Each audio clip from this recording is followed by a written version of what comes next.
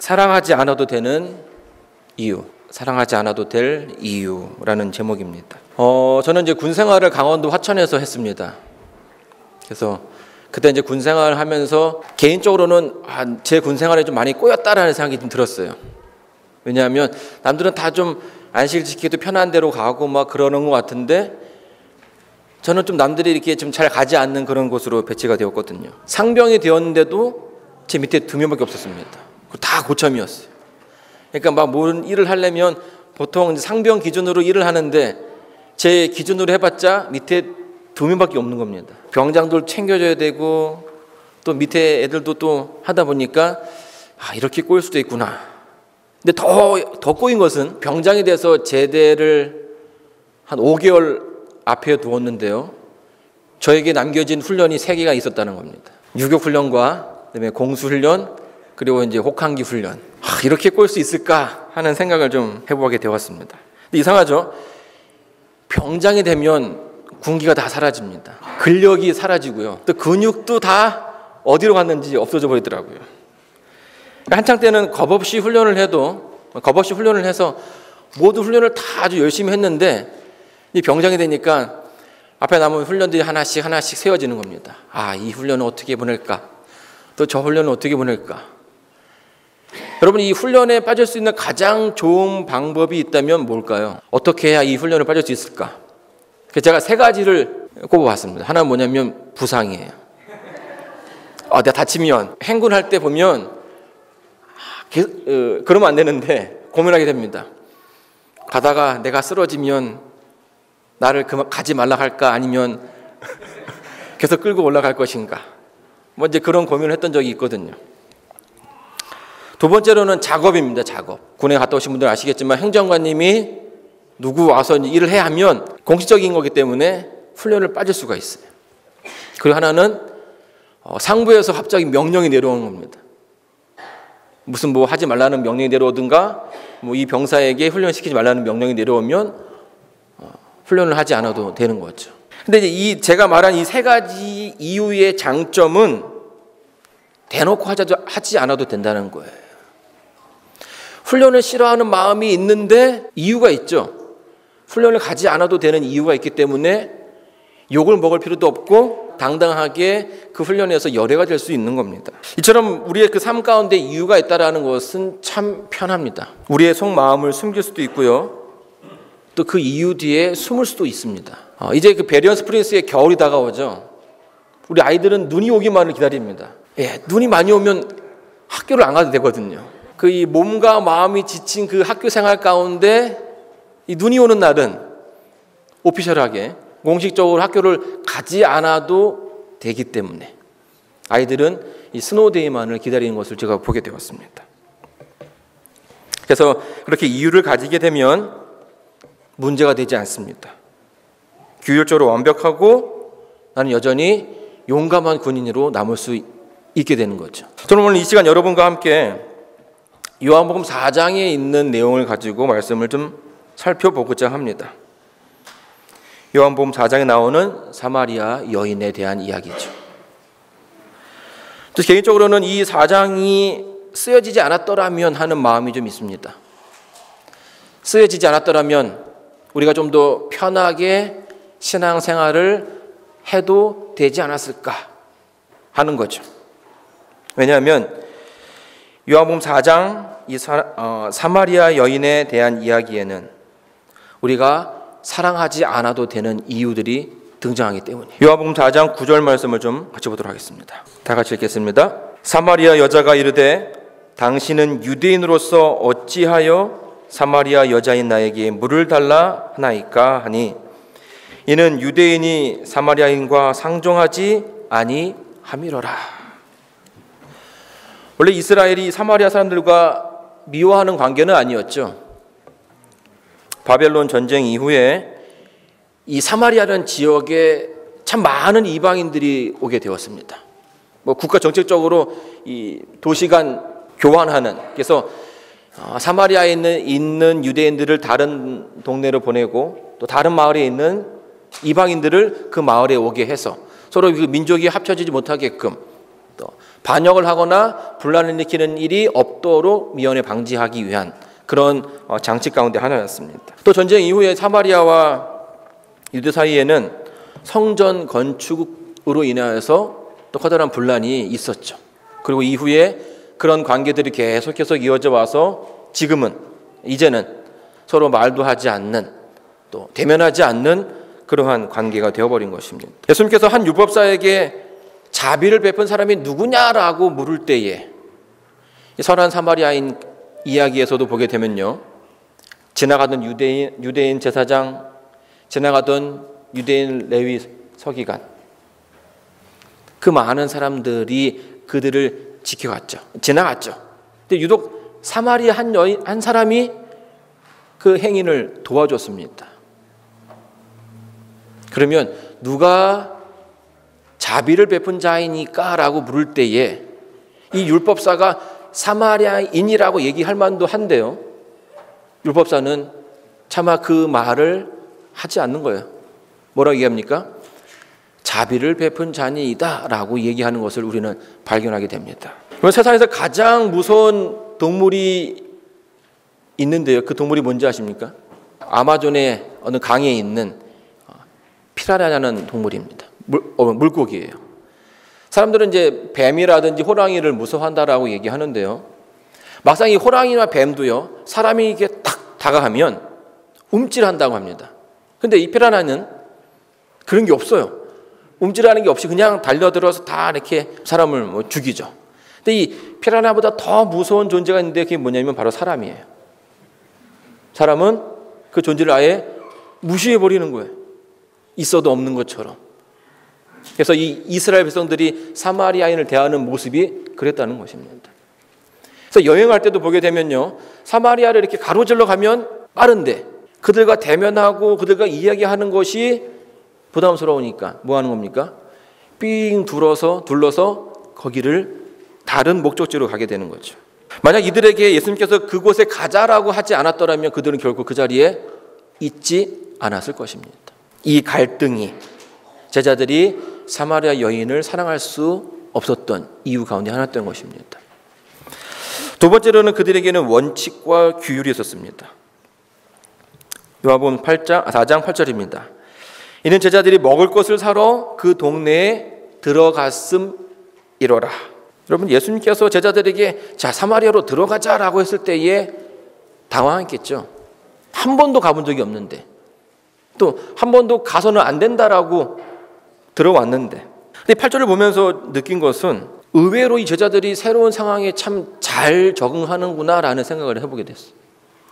그렇게 사람들과 만나는 것을 해오지 않은 이들이 어떻게 그 동네에 들어가서 먹을 것을 사고 뭐 이런 것들을 하려고 했을까? 여기에는 한 가지 비밀이 있습니다. 시대의 소망에 보게 되면 이 장면을 이렇게 설명해 주고 있습니다. 유대인들과 사마리아인들은 서로 앙숙이어서 가능한 한 피차 모든 거래를 피하였다. 필요한 경우에 사마리아인들과 상업을 하는 것은 랍비들에 의해서 합법적인 것으로 간주되었으나 그들과의 모든 사교는 정죄받았다.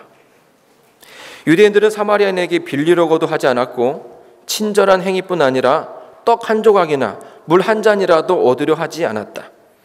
제자들이 양식을 샀지만 그것은 그들 나라의 관습에 일치하는 행위였다. 그러나 그들은 이 범위에서 더 나아가지 않았다. 사마리아인에게 호의를 구하거나 어떤 방식으로 그들에게 유익을 주려고 하는 일은 그리스도의 제자들조차도 상상할 수 없는 일이었다. 다가가는 그 모습이 결국은 그들의 그 어떤 그 율법 아래, 계율 아래 했던 것이지 그 더 이상, 그 이하도 아니었다라는 것입니다. 만약 예수님께서 제자들에게 저 우물가에 있는 사마리아 여인에게 말을 걸라라고 했을까요? 예수님이랑 둘이만 있었다면 했을 것 같긴 해요. 그런데 그 자리에 좀 누가 같이 있습니까? 다른 제자들이 함께 있죠. 그들은 절대로 안 했을 것입니다. 갈라디아서 2장 11절로 13절에 보게 되면 사도 바울이 베드로를 책망하는 그런 장면이 나와요. 근데 그게 어떤 장면이냐면 이런 장면입니다. 게바가 안디옥에 이르렀을 때에 책망받을 일이 있기로 내가 그를 대면하여 책망하였노라. 야고보에게서 온 어떤 이들이 이르기 전에 게바가 베드로가 이방인과 함께 먹다가 그들이 오매 그가 할례자들을 두려워하여 떠나 물러가매. 여러분, 예수님의 그 십자가 이후로 이 복음은 유대인뿐만 아니라 이스라엘 백성들뿐만 아니라 이방인들에게도 확장이 되었습니다. 누구보다 앞서서 이방인에게 이 복음을 전하는 일에 앞장서야 하는 이 베드로가, 자기가 모든 것을 다 버렸다라고 하는 이 베드로가 순간적으로 이방인과 함께 밥을 먹다가 유대인들이 온다는 소식을 듣고서 뭐 한 겁니까? 도망간 거예요. 왜요? 원래 유대인들은 이방인과 함께 뭐 하지 않습니까? 밥을 먹지 않거든요. 그것이 그가 살아왔던 그 삶에 누가 될까 봐, 혹시 그것을 인하여서 비난받을까 봐 그것이 두려워서 그 자리를 떤 거죠. 여러분, 이스라엘 백성들은 이러한 율법을 가지고 있었습니다. 베드로도 그 마음 가운데 부담이 있던 그 일, 그 수년의 시간이었던 이때에 예수님의 제자들은 사마리아인에게 말을 걸 어떠한 이유도 없는 것이에요. 그녀를 사랑할 만한 어떤 이유도 없는 거죠. 세 번째로 이 여인이 사랑받을 수 없는 세 번째 이유는 그녀가 죄인이었다는 것입니다. 요한복음 4장 16절에 예수님께서 이 여인에게 이렇게 말합니다. 이르시되 가서 내 남편을 불러와라. 여자가 대답하여 이르시되 나는 남편이 없나이다. 예수께서 이르시되 내가 남편이 없다 하는 말이 옳도다. 너에게 남편 5이 있었고 지금 있는 자도 내 남편이 아니니 내 말이 참되도다. 우리는 오늘 이 여인이 왜 그 뜨거운 점심때에 무거운 물동이를 이고 땀을 삐질삐질 흘리면서 그 자리로 가야 했는지 자세한 이야기를 알고 있습니다. 이 여인은 결혼을 5번이나 했고요. 지금 있는 남편도 남편이 아닌 것입니다. 이 일련의 과정을 통하여서 이 여인에 대한 어떤 그 이미지는 우리가 생각하는 것처럼 또 그 동네에 사는 사람들까지도 저 여인이 어떤 여인임을 이미 알고 있었습니다. 그녀만 나아가면 손가락질을 하고 그녀만 들어가면 모든 분위기가 다 바뀌는 것입니다. 그래서 이 여인은 사람들과의 만남을 싫어하게 됐죠. 만날 수가 없는 겁니다. 그래서 뭐합니까? 남들이 오지 않는 가장 뜨겁고 힘든 그 시간에 물동이를 이고 그 자리에 오게 된 것이죠. 여러분, 이 여인은요, 같은 민족 사람들에게서도 사랑받지 못하는 이러한 여인이었습니다. 사랑할 수 없는 분명한 이유들이 많이 존재합니다. 그리고 분명한 이유들이 있으니 우리는 그렇게 살아도 된다라고 생각을 합니다. 이것이 바로 요한복음 4장에 등장하는 예수님의 제자들이 가지고 있던 생각이었죠. 어느 의과대학 교수가 학생들에게 질문을 합니다. 한 부부가 있는데 남편은 매독에 걸렸고 아내는 심한 폐결에 걸렸다. 이 가정에는 이미 아이시 넷이 있는데 그 중에 한 명은 지난달에 병으로 죽었고 남은 3 아이들도 교лек으로 누워있으니 살아날 가망이 거의 없다. 그런데 심한 폐결핵이 걸려있는 부인이 또다시 임신을 했어. 그렇다면 너희들은, 앞으로 의사가 될 너희들은 어떻게 할 것인가? 그랬더니 한 학생이 손을 번쩍 들고선 대답을 합니다. 낙태 수술을 해야 합니다. 그 아이는 환영받을 수 없는 환경 가운데 태어난 것이 분명하기 때문이죠. 그러자 교수가 그 학생을 보며 이렇게 얘기합니다. 방금 자네는 인류 최고의 위대한 작곡가 베토벤을 죽였네. 여러분, 수십 가지 이유가 오늘날 우리의 그 삶 가운데 있습니다. 또 제자들이 그 사마리아 여인을 사랑할 수 없는 많은 이유들이 있었습니다. 그러나 그것은 그날 그 자리에서 예수님께서 가르치시고자 했던 것이 아니었습니다. 수많은 이유들이 아니라 예수님은 다른 것을 가르치고자 하셨죠. 만약 제자들이 가지고 있던 정당한 이유들, 편견과 갈등, 규율과 죄 때문에 그들을 미워해야 했다면 오늘 우리의 삶 가운데 구원이란 있을 수 없게 되는 것입니다. 스가랴 3장 1절에 한 장면이 등장합니다. 대제사장 여호수아는 여호와의 천사 앞에 섰고 사단은 그의 오른쪽에 서서 그를 대적하는 것을 여호와께서 내게 보이시니라. 여러분, 우리가 구원받지 못하는 수만 가지 이유들이 있습니다. 지금 이 장면은 바로 우리의 대적인 사단이 그 심판 앞에서 우리가 구원받지 못하는, 하나님께로부터 사랑받지 못할 이유를 하나씩 이야기하는 그런 장면인 것이죠. 하나님을 떠난 이들에게도 구원이 있습니까? 그들은 싸우고 미워하고 하나님의 가르침을 더 이상 따르지도 않습니다.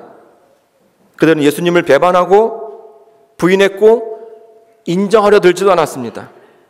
심지어 당신을 십자가에 못 박혀 죽게 하지 않았습니까?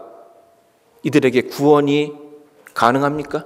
성경이 분명히 율법의 죄의 삭은 사망이라 말씀하지 않으셨습니까? 이렇게 분명한 이유들이 있는데 어찌 그들에게 구원이 있다 말씀하십니까? 여러분, 우리가 율법 앞에서 자유할 수가 없죠. 수많은 죄들이 우리가 알고 모르는 사이에 우리 인생 가운데 적혀져 있고요. 그 모든 것들을 사단은 다 알고 있기 때문입니다. 그런데 그렇게 고소하는 사단 앞에서 하나님께서 이렇게 말씀해 주셨습니다. 사단아, 여호와께서 너를 책망하노라. 예루살렘에 택한 여호와께서 너를 책망하노라. 여호수아가 더러운 옷을 입고 전사 앞에 서 있는지라. 여호와께서 자기 앞에 선 자들에게 명령하사 그 더러운 옷을 벗기라 하시고, 또 여호수아에게 이르시되 내가 내 죄악을 제거하여 버렸으니 내게 아름다운 옷을 입히리라. 참으로 아름다운 장면이 아닐 수가 없습니다. 죽을 수밖에 없는, 죽어야만 하는 그런 존재들임에도 불구하고, 또 사랑받지 못하는 수많은 이유들이 있음에도 불구하고 하나님께서는 그 모든 것을 뒤로한 채 사랑해야 하는 이유를 붙들어 주셨습니다. 그리고 그렇게 우리에게 구원을 약속해 주셨습니다. 이것이 우리가 믿고 따르는 사랑이 하나님의 모습이죠. 오늘 우리의 삶에도 이해할 수 없고 사랑할 수 없는 수많은 이유들이 있음을 알고 있습니다. 때론 그것 때문에 마음이 아프고 상처가 있을 수도 있습니다. 그러나 그 많은 이유들을 버렸을 때에 베토벤이 태어났으며, 그러나 그 많은 이유들을 버리고 다가갔을 때 그 사마리아 여인이 구원을 받았던 것처럼 오늘 우리가 사랑하지 않아도 될 이유를 버리고 그분의 십자가 앞에서 서게 된다면 오늘 우리가 하나님의 자녀가 될 수 있을 거라 생각이 됩니다. 사랑하는 성도 여러분, 기도해 주시기 바랍니다. 수많은 이유가 아닌 하나님의 이유가 오늘 우리의 삶 가운데 있게 되기를 바랍니다. 우리가 하나 될 때에 하나님께서 영광 받으실 것이고, 우리가 연합할 때에 이 교회가 그분의 것이 될 것입니다. 요한복음 4장 7절로 11절 말씀을 제가 읽고 오늘 말씀 마치도록 하겠습니다. 사랑하는 자들아, 우리가 서로 사랑하자. 사랑은 하나님께 속한 것이니 사랑하는 자마다 하나님으로부터 나서 하나님을 알고, 사랑하지 아니하는 자는 하나님을 알지 못하나니 이는 하나님은 사랑이심이라. 하나님의 사랑이 우리에게 이렇게 나타난 바 되었으니 하나님의 자기의 독생자를 세상에 보내심은 그로 말미암아 우리를 살리려 하심이라. 사랑은 여기 있나니 우리가 하나님을 사랑한 것이 아니요 하나님이 우리를 사랑하사 우리 죄를 속하기 위하여 화목제물로 아들을 보내셨습니다. 사랑하는 자들아, 하나님이 우리를 이같이 사랑하셨은즉 우리도 서로 사랑하는 것이 마땅하도다. 감사합니다.